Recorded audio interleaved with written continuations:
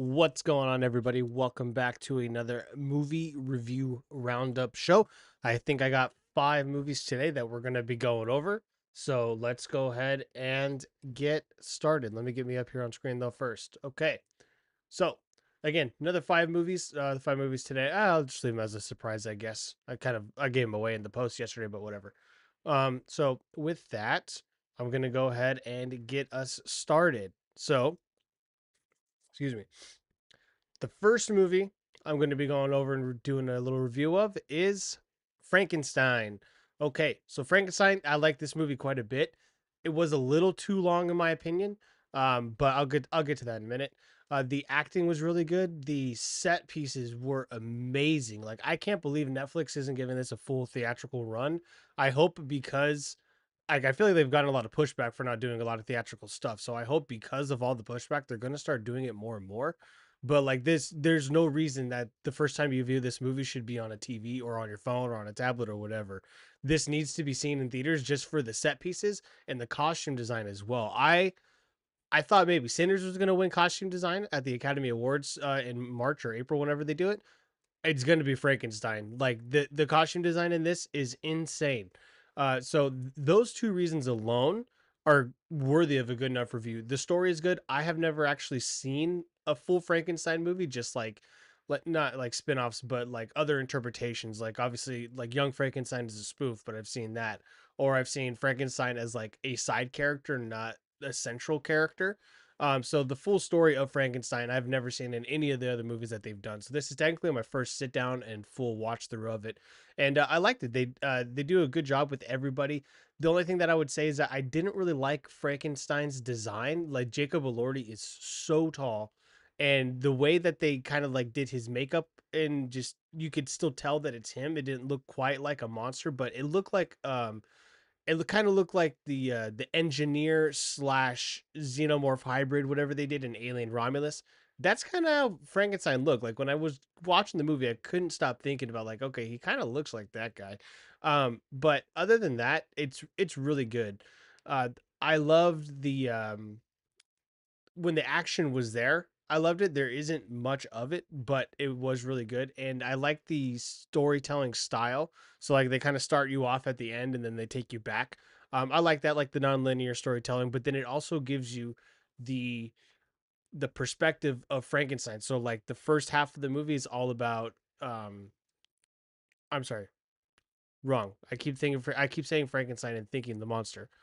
The first half of the movie gives you the perspective of Dr. Frankenstein and how why he wants to create this person or what makes him think he can and how he gets the funds and everything like that. So I like that part. And then I would say the last like 45 minutes, maybe an hour, because it is like a 2.5 hour movie, is the monster side of things. And so it's his perspective of like, hey dude, like you made me and I didn't know what to do. I was practically born yesterday and you kind of treated me like an asshole. So I like that because it explained that and it just showed that not everything you see is what's actually there. That's kind of like the message in this movie for sure. And so I didn't mind it. I liked it a lot. I wouldn't go out to see it again, but when it is on Netflix, I will see it again. I definitely recommend. It's a theater watch first, and then like maybe on like Thanksgiving night or something, if or Halloween. I mean, it's not coming out on Netflix on Halloween, so that was kind of stupid too. They should have released this 2 weeks ago and then had it released on Halloween. But like if you, or there's just a cold night and you just want to throw on something that's gonna kind of it's gonna grab you and you're gonna watch the movie and go, wow, this is a good movie. That would be Frankenstein. So I definitely recommend this movie. I liked it quite a bit. Again, the set pieces and the costume design are and the acting is top tier. That's what makes this movie, in my opinion. And so with that, I give this movie an 8 out of 10. Okay. Next up, we have what do we have next? Get rid of that. Okay. Next up is a movie that I'll just get to it. Okay, hold on. Let me do this real quick. Next up, we got Deliver Me from Nowhere. Now, I wouldn't say I'm a Bruce Springsteen fan. I don't not like the guy. I don't not like his music. I just don't listen to it. So I didn't really have a reason to go out and see this movie other than I want to talk about it or I want to review it. So, with that being said, I was pleasantly surprised, or and I was in. It goes back and forth. I was pleasantly surprised. However, this isn't the most engaging movie.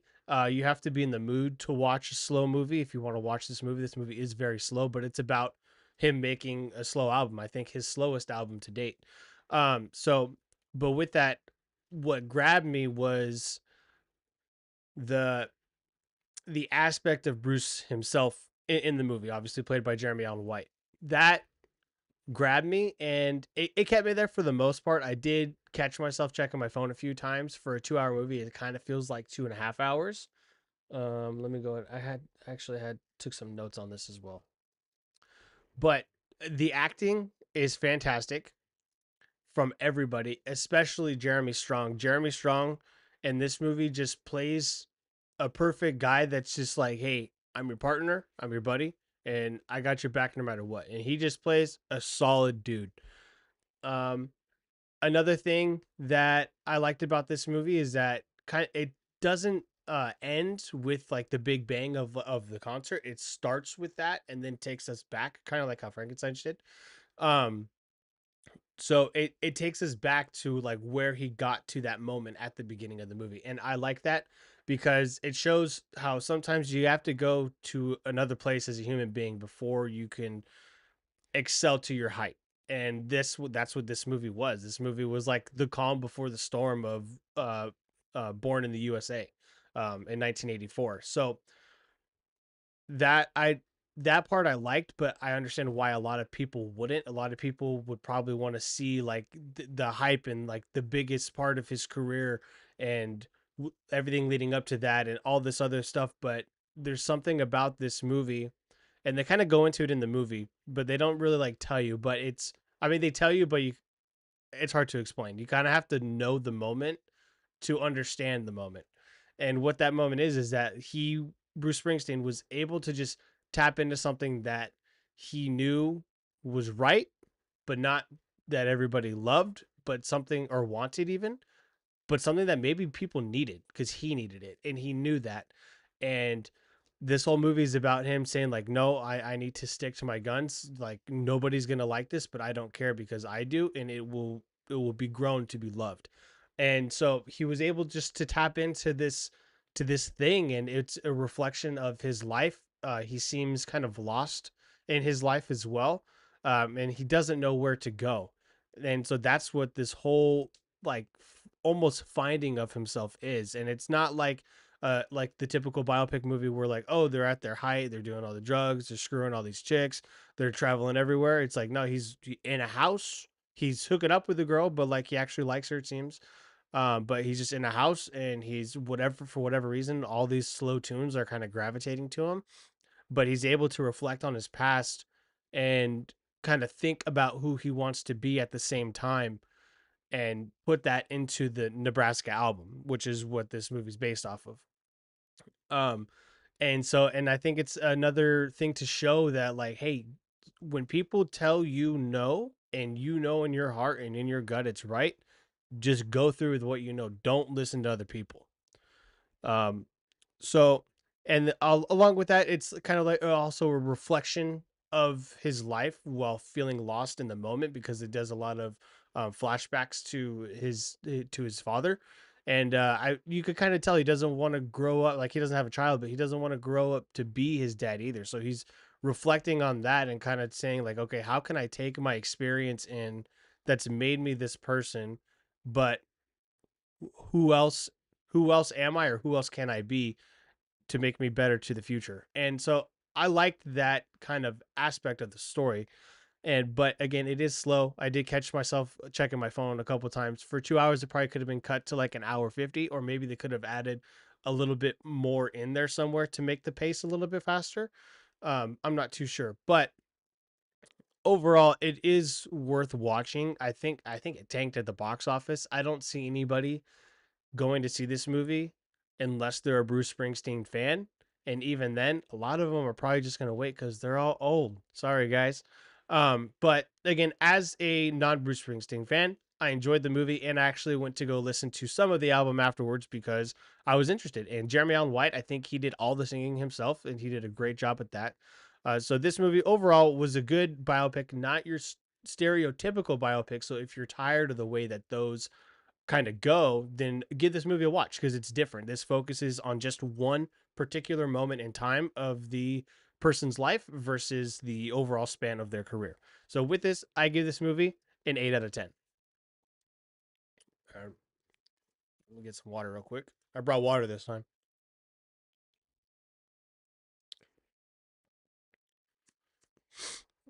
Okay, what is up next?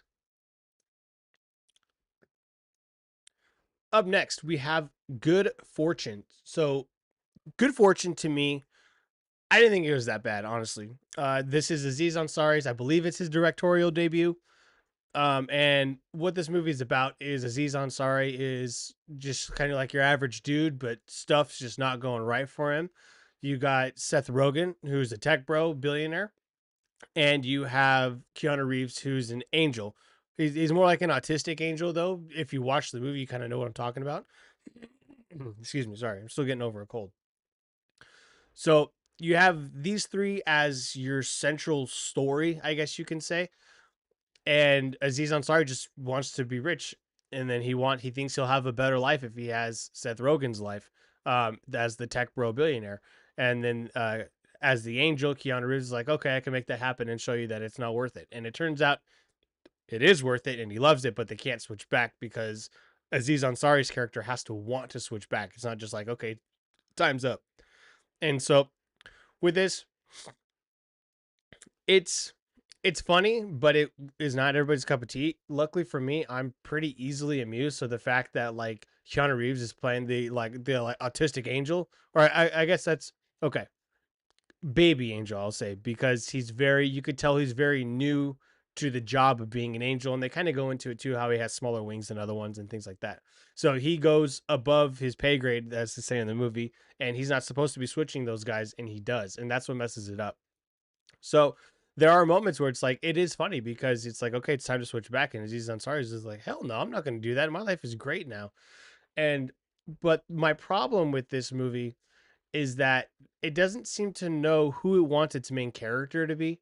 At first, it's very easily Aziz Ansari, and then it seems like it'll switch into Seth Rogen because Seth Rogen eventually gets the knowledge that like, oh, I'm not the tech boy billionaire. I got to live a normal life as Aziz Ansari now, and so it seems like it's going to switch to him as the main character, but then it switches to Keanu Reeves as the main character because Keanu Reeves failed at his job as the angel, and so now he has to live life as a normal human.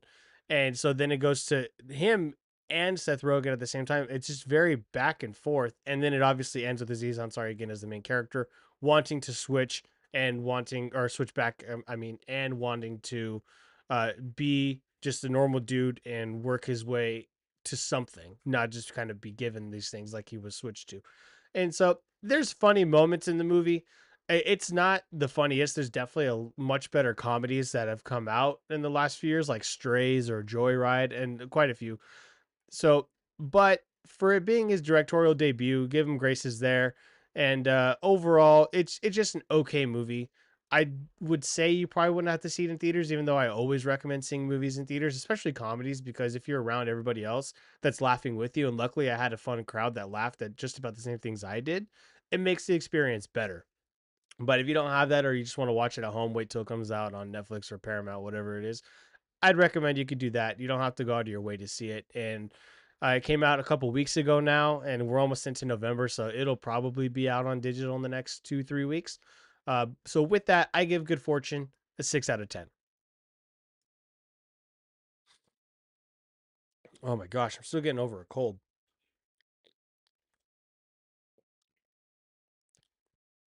It just the lingering aspects. Linger. Okay, next up, Black Phone 2. Black Phone 2, I gotta say, I had a great time with this movie. I hadn't seen the first one since it came out, and I hadn't rewatched it, but my girlfriend rewatched it, and or at the time, I guess. and I was just kind of like I was falling asleep because I just gotten off of work, so I was like listening to it. But anyways, this movie, it went a different route than I expected, and I actually liked the route that it went. So what I was expecting from the trailer was that he's going to kind of become like this like Freddy Krueger type character, and he's not. And they actually explain in the movie how he's still alive, and it also adds to the lore of how the boy, I forget his name, the boy was able to hear the kids in the first one and kind of see them and stuff. And so what that is it's all souls, and he's not just the grabber as the kidnapper, he's the grabber of souls.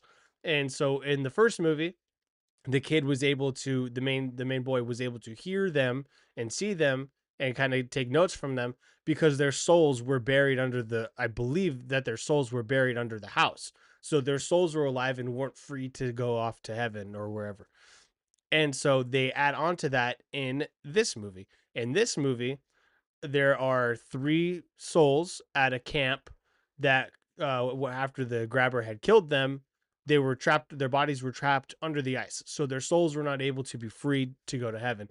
And that's how he's still alive in this movie, and I like that a lot. um the acting, especially from the girl, so they kind of did like a character switch where the girl became the main character in this movie, the sister, and her acting was fantastic in this movie. I can't wait to see what she does next, because if this is just the beginning of like her career, she's gonna go far. And then the boy Mason Thames, I think, he was good as well. He had a much smaller part, but I assume he was probably doing How to Train Your Dragon or something else at the same time, which is why he kind of became secondary in this movie. And so they were both good. And there's a couple in the movie, like a couple of people that are the like cabin owners that they're staying at. They're staying at some camp, and they kind of felt out of place. They didn't seem like your typical like it's supposed to be a Christian camp, but for Christians, they kind of seem like assholes.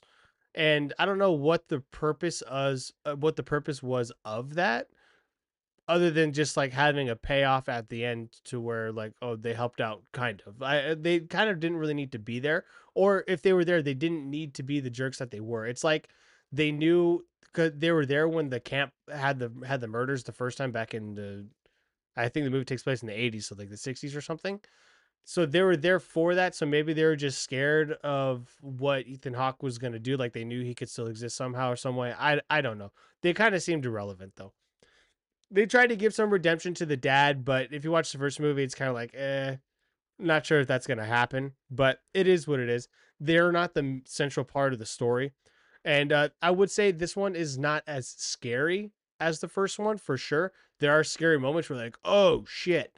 And there's some glory moments as well, but there's not a lot of jump scares or anything like that in this movie at all. But I really enjoyed it. I've seen a lot of people think that it's kind of like all over the place and everywhere, and I understand that, but it didn't take me out of the movie at all, and I was thoroughly engaged. And so I hope to see another one. I hope that this is a franchise that can continue on. Maybe the grabber has like a family out there somewhere, and one of his kids has the same power to latch onto people's souls.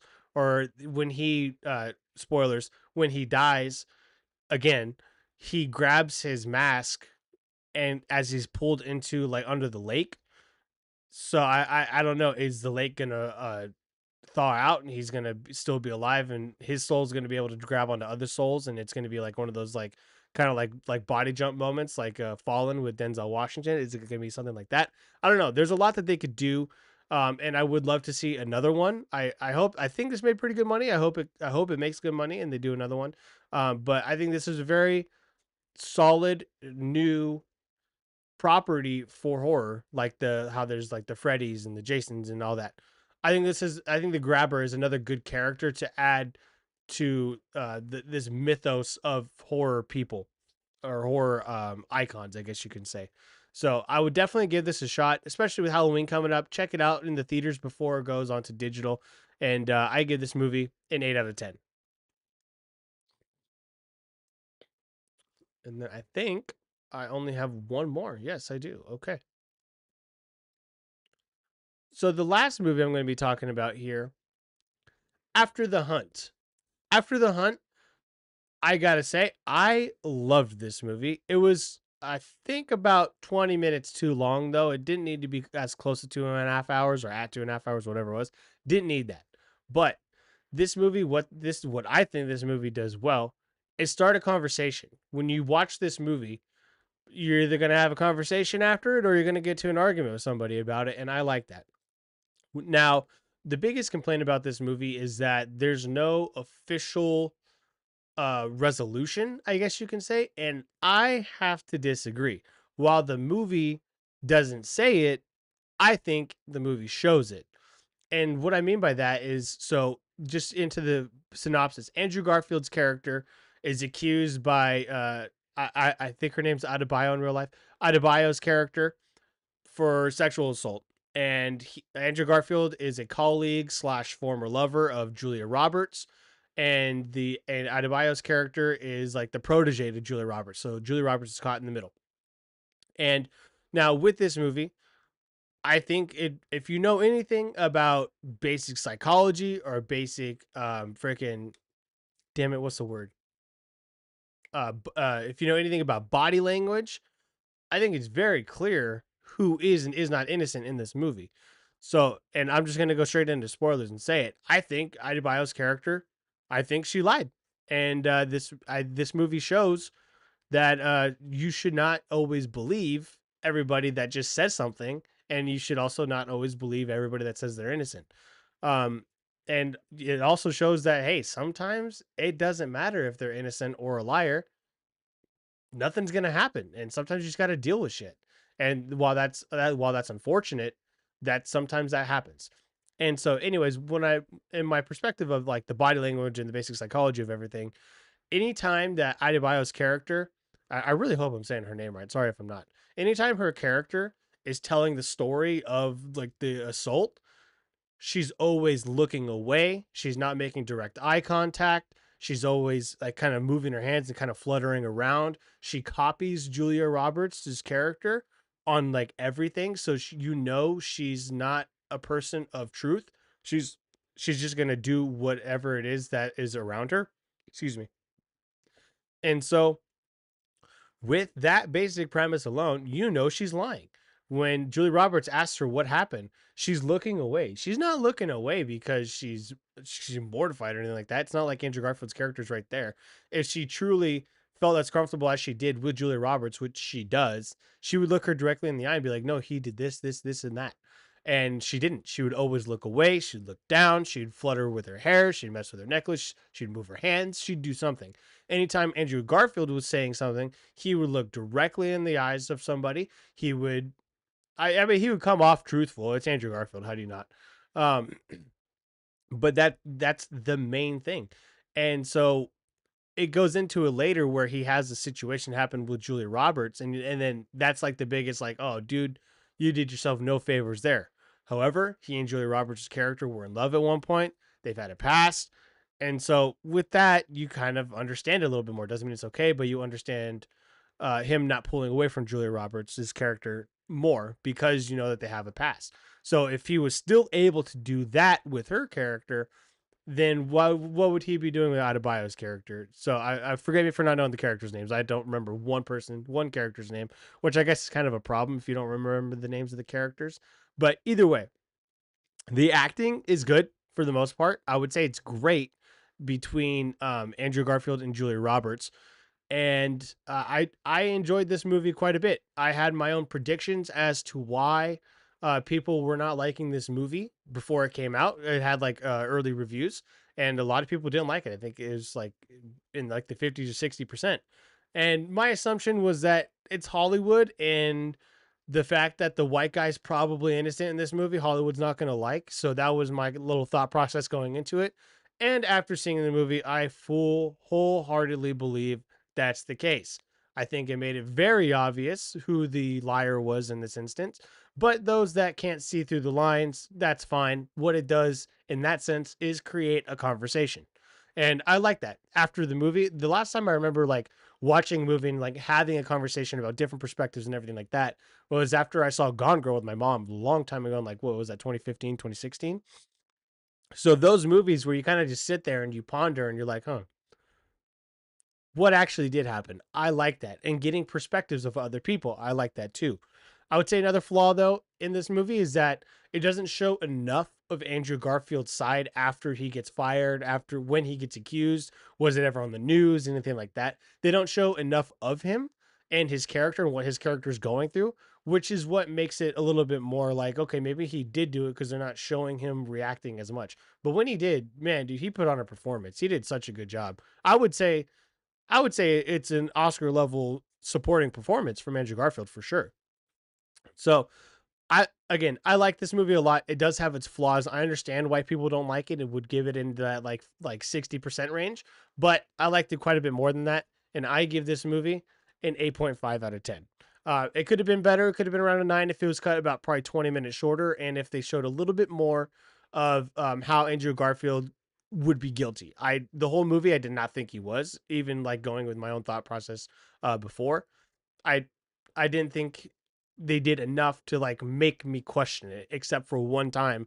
But the one time is kind of understandable, even though it's not okay, if that makes sense. So, with that, those are my movie reviews of today or for today.